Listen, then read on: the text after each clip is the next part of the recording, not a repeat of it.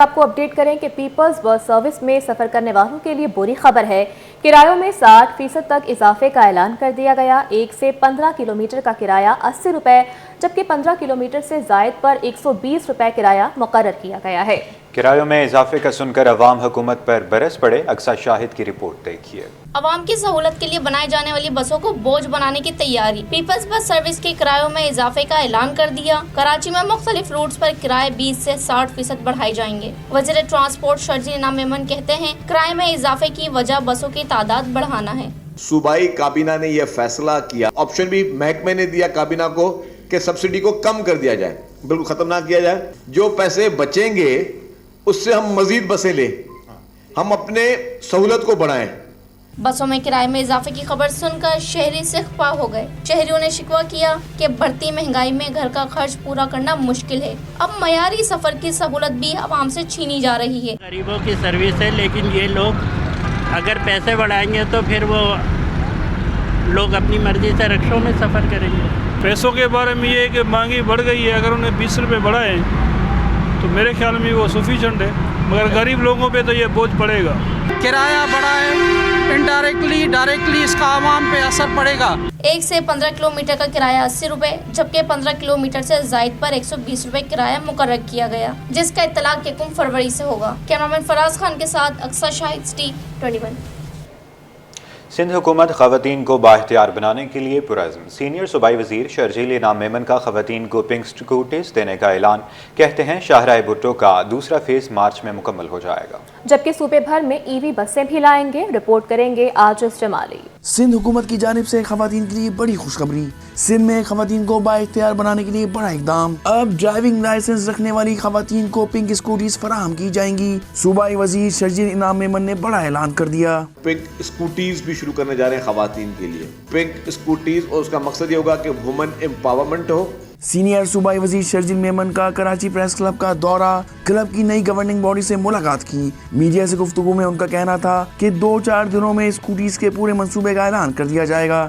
Scooties کے ذریعے خواتین کو ہم امپاور کریں تاکہ وہ اپنا کوئی بھی کاروبار کر سکیں۔ اگر کسی کو کوئی کنوینس کا کہیں ایشو ہے وہ بھی اس کا وہ ریزالو ہو سکے۔ شرجیل میمن کا کہنا تھا کہ صحت کی سب سے بہترین سہولیات سندھ میں موجود ہیں۔ ٹرانسپورٹ کے حوالے سے BRTs بن رہی ہیں۔ پاکستان کی تاریخ میں سب سے زیادہ الیکٹرک بسیں لے کر آئے۔ رواں برس ہی شاہراہ بھٹو کا منصوبہ موٹر وے تک پہنچ جائے گا۔ توانائی کے شعبے میں ہم بڑے کام کرنے جا رہے ہیں۔ پیپلز پارٹی کی حکومت سندھ، جس کا پہلا ویژن یہی ہے کہ سندھ بھر میں ترقی کو، ڈیولپمنٹ کو مثالی بنائے۔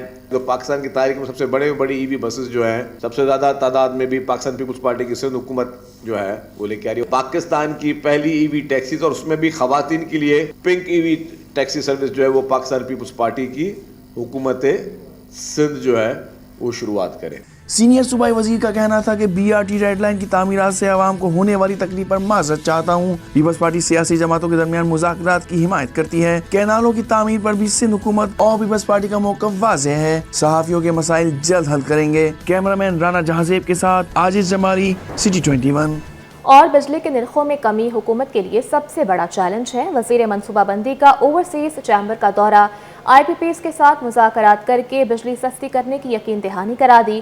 اوورسیز چیمبر کے ساتھ مستقل پارٹنرشپ پر بھی اتفاق۔ بولے کہ اسٹیبلشمنٹ عدلیہ اور پارلیمنٹ میں یکسوئی ہے۔ کوئی سیاسی عدم استحکام میں دلچسپی نہیں رکھتا۔ کاوش میمن کی رپورٹ دیکھیے۔ وفاقی وزیر منصوبہ بندی احسن اقبال کا دورہ کراچی، اوورسیز چیمبر کے ساتھ مستقل پارٹنرشپ پر بھی اتفاق۔ اوورسیز چیمبر آف کامرس کے عہدیداروں سے ملاقات کے بعد میڈیا سے گفتگو میں احسن اقبال نے کہا کہ حکومت کے لیے سب سے بڑا چیلنج بجلی کے نرخوں کو کم کرنا ہے۔ IPPs کے ساتھ مذاکرات کے ذریعے ٹیرف میں کمی لائی جا رہی ہے۔ پاور سیکٹر کے نقصانات کو کم کرنا ہوگا۔ منسٹر پاور بھی بات کر چکے ہیں کہ اس وقت حکومت کے پیش نظر سب سے بڑا چیلنج انرجی سیکٹر میں یہی ہے کہ ہم بجلی کے نرخوں کو کم کریں۔ اس مقصد کے لیے پاور سیکٹر ریفارمز پہ کام ہو رہا ہے۔ بڑی کامیابی کے ساتھ IPPs کے ساتھ مذاکرات کیے گئے۔ جس میں کہ ایک خطیر بچت کی گئی ہے، جس سے ٹیرف میں بھی کمی لائی جا رہی ہے۔ وفاقی وزیر بولے 5 سالوں کے لیے برآمدات کو دگنا کرنے کا ہدف رکھا ہے، برآمدات کو 30 سے بڑھا کر $60 ارب تک لے جائیں گے۔ انہوں نے کہا کہ اسٹیبلشمنٹ عدلیہ اور پارلیمنٹ میں یکسوئی ہے، کوئی سیاسی عدم استحکام میں دلچسپی نہیں رکھتا۔ میں سمجھتا ہوں کہ اب پاکستان کے تجربات کی روشنی میں جو ہمیں حالیہ ہوئے ہیں، جو ریاست کے ستون ہیں، چاہے وہ اسٹیبلشمنٹ ہے، چاہے وہ پارلیمنٹ اور سیاستدان ہیں، یا وہ عدلیہ ہے، یہ تینوں ستونوں میں مجھے یکسوئی نظر آتی ہے کہ کوئی بھی ستون اس وقت پاکستان میں سیاسی عدم استحکام کرنے میں دلچسپی نہیں رکھتا۔ احسن اقبال نے کہا کہ اوورسیز چیمبر کے ساتھ مستقل پارٹنرشپ پر اتفاق ہوا ہے، پاکستان خوشحال ہوگا تو سب کو ثمرات ملیں گے۔ اڑان پاکستان کو کامیاب بنانا سب کا قومی فرض ہے۔ کیمرامین حارث کے ساتھ کاوش میمن، سٹی 21۔ دسمبر 2024 میں پیٹرولیم مصنوعات کے درآمدی بل میں ماہانہ 11 اور سالانہ 1% اضافہ ہو گیا۔ درآمدی بل $1,56,50,00,000 پر پہنچ گیا ہے، جبکہ رواں مالی سال 6 ماہ کے دوران 1% اضافے کے ساتھ $8,09,00,000 پر جا پہنچا ہے۔ رپورٹ کریں گے اشرف خان۔ درآمدات کے بل نے معیشت پر بوجھ بڑھا دیا۔ پیٹرولیم مصنوعات کے درآمدی بل میں اضافہ، روپے کی قدر میں مزید دباؤ کا خدشہ بڑھ گیا۔ ادارہ شماریات پاکستان نے رپورٹ جاری کر دی، جس کے مطابق دسمبر 2024 میں پیٹرولیم مصنوعات کی درآمدی بل میں ماہانہ 11% اور سالانہ 1% اضافہ ریکارڈ کیا گیا۔ دسمبر 2024 میں پیٹرولیم مصنوعات کا درآمدی بل $1,56,50,00,000 رہا۔ نومبر 2024 میں پیٹرولیم مصنوعات کا درآمدی بل $1,40,00,000 تھا۔ دسمبر 2023 کے مقابلے دسمبر 2024 میں پیٹرول کی درآمدات 10% اضافے سے $58,40,00,000 رہیں، جبکہ اسی مدت میں ڈیزل کی درآمد 6% کمی سے $52,60,00,000 رہی۔ رپورٹ کے مطابق دسمبر 23 کے مقابلے دسمبر 24 میں LNG کی درآمدات 10.4% کمی سے $34,60,00,000 رہی، اور اسی مدت میں LPG کی درآمد 40% اضافے سے $10,80,00,000 پر پہنچ گئیں۔ رپورٹ میں بتایا گیا کہ رواں مالی سال 6 ماہ میں پیٹرول مصنوعات کا درآمدی بل 1% بڑھ کر $8,09,00,000 ہو گیا ہے۔ ماہرین کی رائے ہے کہ درآمدی بل بڑھنے سے روپے پر دباؤ بڑھ سکتا ہے۔ اشرف خان، سٹی 21۔ آگے بڑھے اور آپ کو بتائیں کہ کچرا اٹھانے والے ہی کچرا پھیلانے لگے ہیں۔ Sindh solid waste management board کا نیو کراچی میں اپنے عملے کے خلاف ایکشن سامنے آیا۔ برساتی نالے میں کچرا پھینکنے والے ملازمین کو نوکری سے برطرف کر دیا گیا۔ رضوان احمد کی رپورٹ دیکھیے۔ تربیت کا فقدان یا مجرمانہ غفلت، سالڈ ویسٹ بورڈ کا عملہ ہی نالوں میں کچرا ڈالنے لگا۔ ویڈیو منظر عام پر آنے کے بعد حکام نے بھی ڈنڈا اٹھا لیا اور ذمہ داروں کو نوکری سے برطرف کر دیا۔ ڈائریکٹر آپریشن فرحان حسین کہتے ہیں کہ عملے اور عوام کی تربیت کے لیے عوامی آگاہی کیمپ اور ہر ہفتے ملازمین کی تربیت ورکشاپ منعقد کرائے جا رہے ہیں۔ دیکھیں، یہ ایک بہت غلط اقدام ہوا ہے، اور میں آپ کو ایک مثال دیتا ہوں کہ جہاں پر پھول ہوتے ہیں وہاں کانٹے بھی ہوتے ہیں۔ تو دیکھیں، یہ جو لیبر کام کر رہی سب سے ورسٹ کام کرنے والے لوگ ہیں اور بیچارے ان ایجوکیٹڈ لوگ ہیں، تو یہ ان سے مسٹیک ہوئی ہے اور اس پہ ہم نے ایکشن لیتے ہوئے اس رکشے ڈرائیور کو بھی ہم نے فارغ کر دیا اس کی نوکری سے، اس لیبر کو بھی ہم نے فارغ کر دیا اس کے کام سے جو ہم کر سکتے تھے۔ ڈپٹی ڈائریکٹر SSWMB ضلع وسطی عادل ہاشمی کے مطابق تربیتی ورکشاپس کے انعقاد سے آئندہ اس قسم کے واقعات کی روک تھام میں مدد ملے گی۔ سالڈ ویسٹ جو ہے یہ بار بار یہ جو ورکشاپ بھی کرتا ہے، اس طرح لیبر کی ٹریننگ بھی کرائی گئی، اور وہ ہم ہفتہ وار بھی ٹریننگ کرا رہے ہیں، اور تقریباً 15 روزہ بھی ٹریننگ ہوتی ہے، اور اب اس کو 15 روزہ جو ٹریننگ تھی اس کو ہم نے ہفتہ وار کر دی ہے کہ لیبر کو ہم بتائیں کہ اس کی SOPs کیا ہیں۔ شہر میں صفائی کے نظام کی بہتری کے لیے ورکشاپس اور آگاہی کیمپوں کے انعقاد سے عوام اور سرکاری عملے میں صفائی کا شعور اجاگر کرنے میں مدد ملے گی۔ کیمرامین اجلان چیپا کے ہمراہ رضوان احمد، سٹی 21۔ کاروبار کی دنیا سے خبر شامل کرتے ہوئے آپ کو بتائیں کہ اسٹاک مارکیٹ میں دن بھر اتار چڑھاؤ کے بعد تیزی، انڈیکس 594 پوائنٹس کے اضافے کے بعد 1,14,037 کی سطح پر بند ہوا۔ رپورٹ کریں گے ایاز رانا۔ اسٹاک مارکیٹ میں کاروباری ہفتے کے چوتھے روز دن بھر اتار چڑھاؤ کے بعد مثبت اختتام۔ اسٹاک مارکیٹ ماہر شہریار بٹ کا کہنا ہے کہ اس ہفتے मार्केट में फ्यूचर ट्रेडिंग में 61 अरब रुपए की अदायगी होनी है, जिसके बाइस मार्केट में प्रेशर मौजूद है। स्टेट बैंक की जानिब से शरह सूद में 1% से जायद कमी पर मार्केट में एक बार फिर तेजी का रुझान देखा जा सकेगा। लेकिन अपसाइड पे हम देख रहे हैं मार्केट अपनी सस्टेन नहीं कर पा रही है। मार्केट जहाँ भी अपसाइड के ऊपर आती है 600-700 पॉइंट प्लस आती है, मार्केट में दोबारा से सेलिंग देखने में आ जाती है। उसकी बड़ी वजह है कि मार्केट में इस वक्त लेवरेज पोजीशन बहुत ज़्यादा है। 61 बिलियन से जायद की इस वक्त लेवरेज पोजीशन है, तो यही वजह है कि मार्केट जहाँ अपसाइड पे आती है। कल भी हमने देखा कि इंडिविजुअल्स ने काफ़ी ज़्यादा सेलिंग की है, लेकिन ओवरऑल मार्केट के अंदर हम देखते हैं तो कुछ वैल्यूएशन बहुत अच्छी हैं। आने वाले दिनों में रिजल्ट्स आने वाले हैं, मॉनेटरी पॉलिसी अनाउंस करने जा रहे हैं स्टेट बैंक ऑफ पाकिस्तान। ये ट्रिगर्स मार्केट के लिए पॉजिटिव हो सकते हैं, लेकिन इसके लिए ज़रूरी है कि मार्केट में कुछ लिवरेज की पोजीशंस कम हो और फर्दर लिक्विडिटी मार्केट में है। कारोबार के दौरान 442 कंपनियों 67 करोड़ 55 लाख शेयर्स का कारोबार हुआ, जिसकी मालियत 30 अरब 46 करोड़ रुपए से जायद की रही। मार्केट में 213 कंपनियों के शेयर्स की कीमतों में इजाफा और 181 कंपनियों के शेयर्स की कीमतों में कमी रिकॉर्ड की गई। कैमरामैन राना जहांजेब के साथ अयाज राना, सिटी 21। आपको बताएं कि सिक्योरिटी पेपर लिमिटेड का बड़ा ऐलान सामने आया है। स्टेट बैंक के नए करेंसी नोट्स की तैयारी के लिए प्लांट अपग्रेड किया जाने लगा है। कंपनी बोर्ड की जानिब से प्लांट अपग्रेडेशन की मंजूरी दे दी गई है। प्लांट 18 माह में मुकम्मल अपग्रेड होगा। अशरफ खान की रिपोर्ट देखिए।